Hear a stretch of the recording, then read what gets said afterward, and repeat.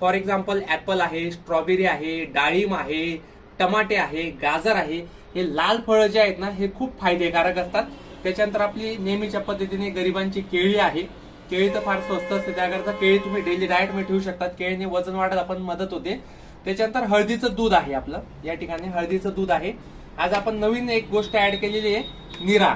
तर ऑलरेडी नीरावर मी एक व्हिडिओ बनवला होता की नीरा शरीराला कशी फायदेकारक असते, तर ती देखील आहे. मी जेव्हा स्टेटस ठेवतो त्यावेळेस बऱ्याच लोकांना वाटतं की सर तुम्ही ऑलरेडी बारीक आहात आणि तुम्ही काय डायटिंग करतायत. तुम्ही डायटिंग नाही करत, हा माझा डाएट आहे. In the sense me 2 time पोट भरून जेवतोय आणि जेवणाच्या व्यतिरिक्त मी हा डाएट घेतोय. परंतु ज्यांचं वजन जास्त असेल, वेट जास्त असेल, त्यांनी जर जेवण थोडं कमी करून जर हा डाएट घेतला तर त्यांना नक्कीच याच्याने फायदेकारक आहे. केळी त्यांच्यासाठी वजन वाढायला मदत करते. तर ज्यांचं ऑलरेडी जास्त वजन असेल त्यांनी केळी थोडं टाळलं तरी चालतंय, परंतु एखादी केळी खायला काही हरकत नाही. तर आजचा व्हिडिओ कसा वाटला नक्कीच आम्हाला